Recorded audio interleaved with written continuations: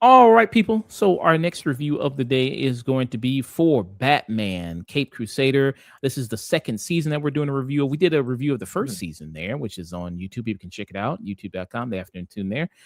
Here, you have a different interpretation of Batman here. This is on Amazon Prime, where this is taking inspiration from 1940s.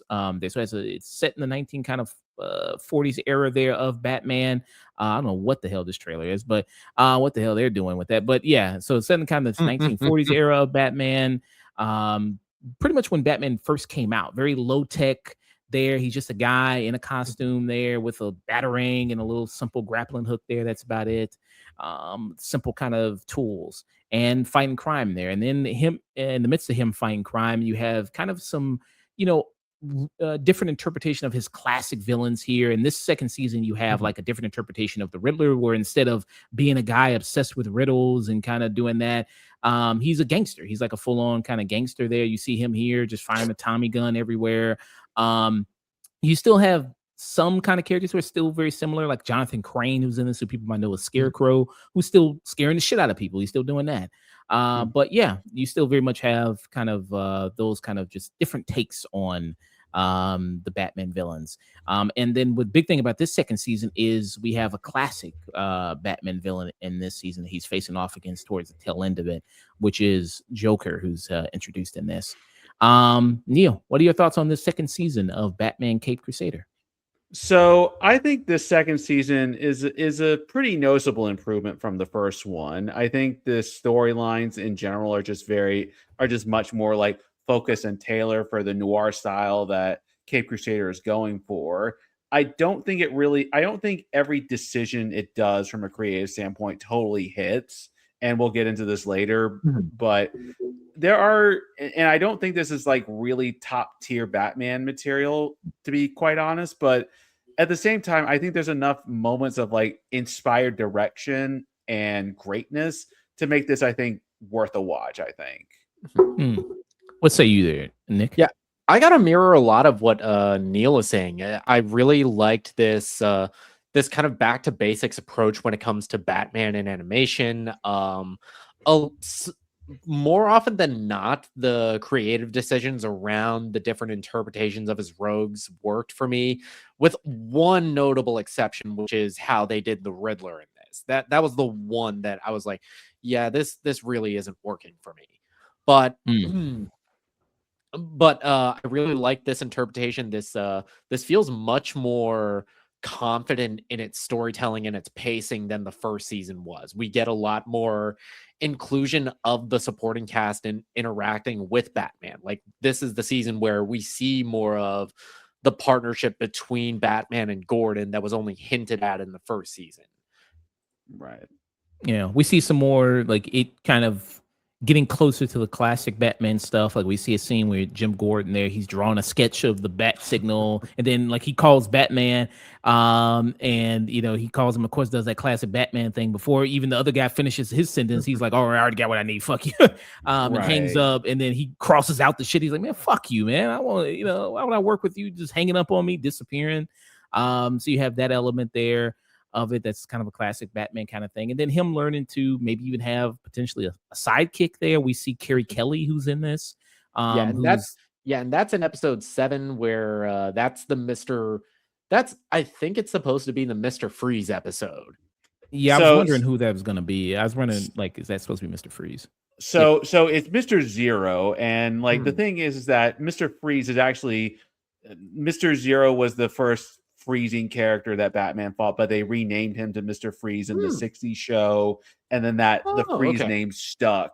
So, technically kind of the same character, but not really, because Zero is like way different, from Freeze from like the character backstory standpoint. But yeah, I do think this season does a good job of introducing pretty cool new versions of all these characters. I think I like Carrie Kelly because, I think The Dark Knight Returns is a really good story and she's a great character in it. I think I I will agree with you, Nick, that I don't think this version of the Riddler really works at all, though, because like one, it's just kind of stripping away the stuff that makes Riddler a unique character, which is just sort of like his ego and his obsession with puzzles. And two, if you just kind of think about it, wouldn't like this whole like gangster motif work better for a character like say Deadshot or Black Mask or something along those lines, where you're not stripping the character from the stuff that makes them identifiable and unique in the Batman mythos. Yeah, even the way that that Riddler acts in this, it's much more like hedonistic versus like I think Riddler works best when he is kind of dancing that line of like genius that is just compelled to leave clues behind, and that comes to a head in episode 7, which is Her Dark Reflection, which also introduces Rose and Thorn, who I thought was Poison Ivy, to be honest, from all the trailers, because like she's dressed in green, she's like dressed in the nines and everything, but nope, it's totally different character. Yeah, she's another Silver Age character, which I really like the show that it's going out. It's pulling from a lot of the more popular Batman rogues gallery. We're getting Scarecrow, Riddler, Joker in this, but we're also getting a spotlight on some like lesser known and kind of more Silver Age characters like Rose and Thorn, like the Spectre, which I think that might be my favorite episode of the season, episode 5, which has the return of Jim Corrigan, which the second they said that name, I was like, ooh, are we going to get Spectre? Yeah, to me, that was the best episode of the whole season, just because like it kind of combined the whole noir style that they're going for really effectively with sort of like a zombie story in an interesting way. And I thought the conclusion was pretty interesting and very kind of what you would expect from a good Batman story. So I thought they did a great job with that as well. Yeah. Since we're talking about villains anyway, obviously the big villain in this Joker this season. And who voices Joker? So Joker in this is voiced by Matthew Needham. He's a English actor. He played Larry Strong on House of the Dragon. Okay. And what he's doing with the Joker kind of reminds me a little bit of like Michael Emerson did with the Joker when he played him there. I think, what was it, The Dark Knight? The Dark Knight Returns animated films. That one, yeah, he did it in that one.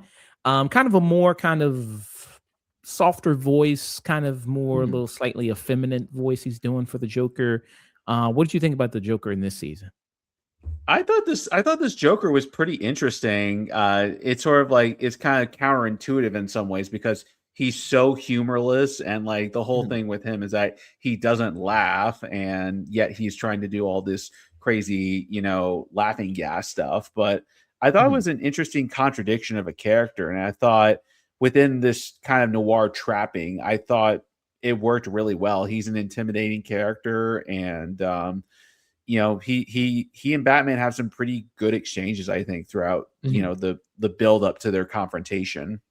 Yeah, and that is the 2-part finale of this, the episodes 9 and 10, where we really get the focus on the Joker, because throughout the whole season he's just a kind of a character that's lurking in the shadows, that's influencing some events of the season. Of course, he plays a big part in the Mr. Zero episode. But I really liked his inclusion in this and really enjoyed this interpretation, in that it reminded me a lot of what Tom King did with him in the War of Jokes and Riddles comic, where it's a character that is like that has lost the ability to laugh and is trying to get it back in this like war with Batman. Trying to find the meaning of life again, man. Yeah, do some terrorism. Trying to find the meaning of life. Yeah, the voice he's doing, it's much softer. It reminded me a lot of like the I think they said this in interviews, into the like Conrad Veidt as the man who laughs, a lot of the inspiration for the Joker. Right. I was thinking that exact same thing, like also sort of a callback to the Cabinet of Dr. Kalahari, where a lot of the sort of expressionism of the original Batman comics by Bill Finger and Bob Kane really kind of came from. So it's kind of an interesting callback to that style. Yeah. I like this. I thought this was a strong season there. I don't know. I maybe I need to watch the first season again because I kind of struggled to remember a lot of the first season there. And I skipped because didn't they do like a recap at the beginning? I think I skipped that. I Did don't they do like I don't remember them doing a recap. okay? I mean, at the beginning of the second season, they do like, Mad Hat, like the woman that is the stand-in for Mad Hatter kind of gives a recap of, oh yeah, Rupert Thorne was arrested, and stuff like that, but not like an official one. Okay. Yeah. So I was struggling to remember. So it's hard to me how that much I felt about the first season there. And to say so if this one's an improvement, but I do like this being like more kind of smaller as far as like it's not so high tech stuff there.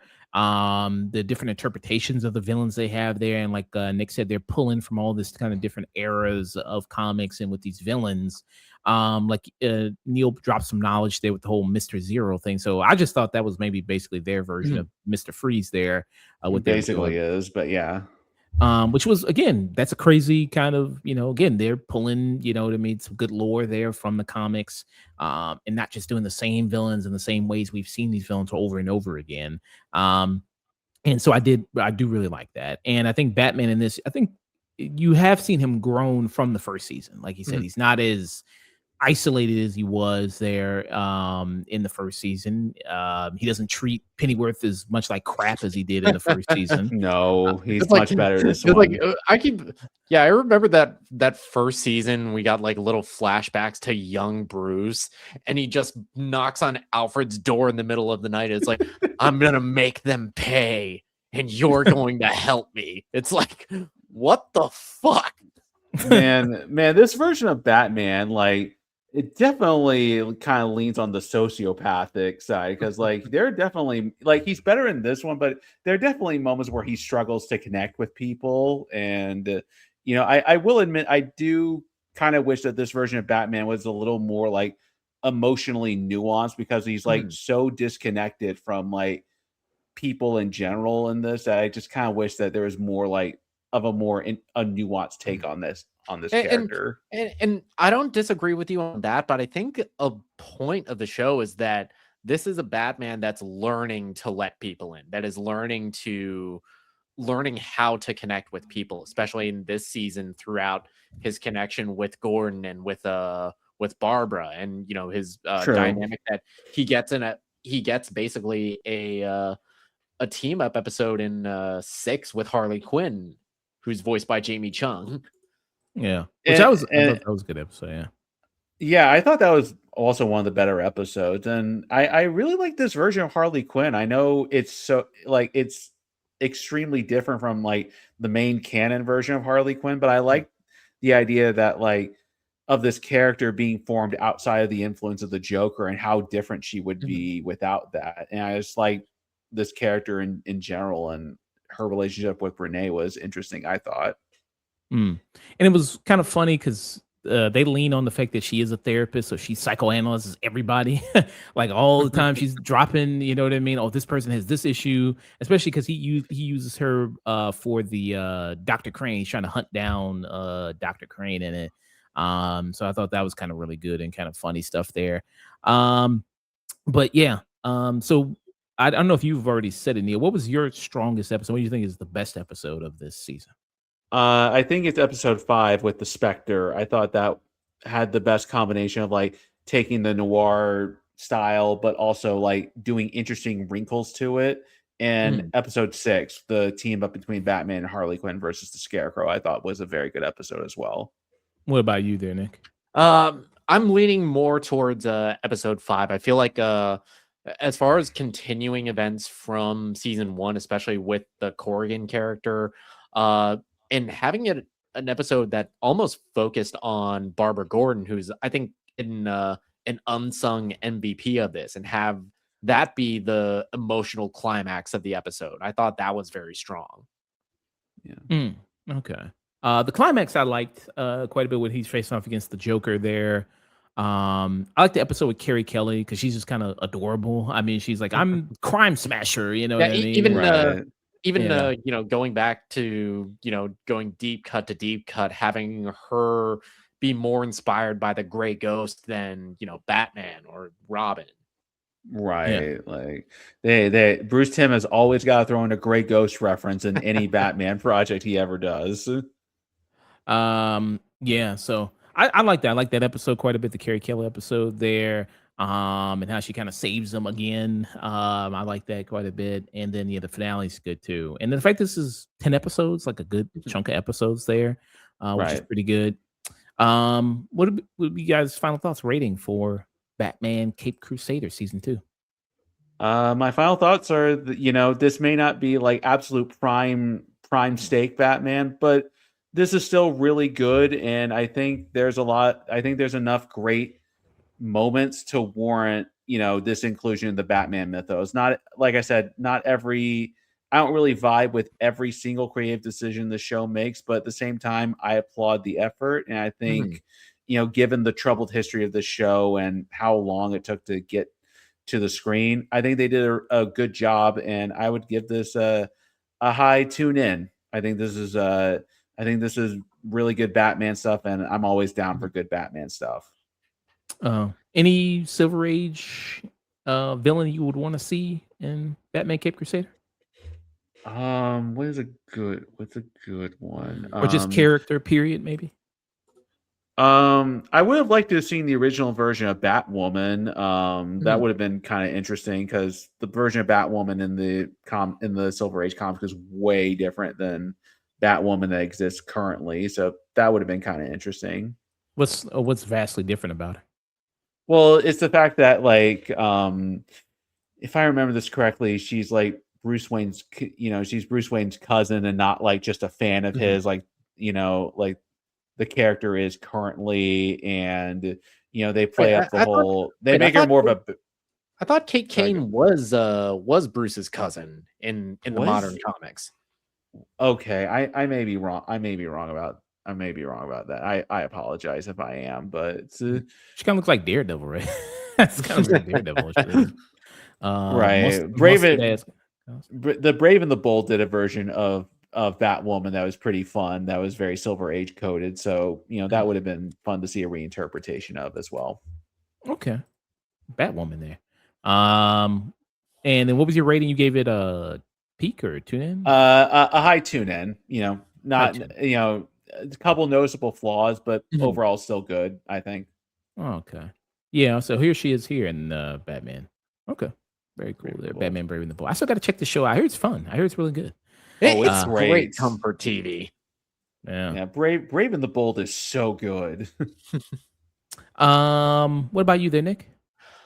Yeah, I feel like Batman is a character that is so malleable that you could do almost anything with the mythos, because it spans, almost 80 years of comics, of, films, video games, that you can always do something different with it. And I admire the show on one level for how brave it is, how it is taking a lot of like lesser known Batman characters and even, more popular ones and doing their own unique interpretations of them. Now, some of them don't work. Like, I don't think Riddler works at all, but the show works more often than it doesn't. And even though I don't think this is essential Batman viewing, there's a lot of here that, the pacing is kind of slow, especially like until you get to episode 5. I feel like that's where the season really takes off as far as like pacing goes. But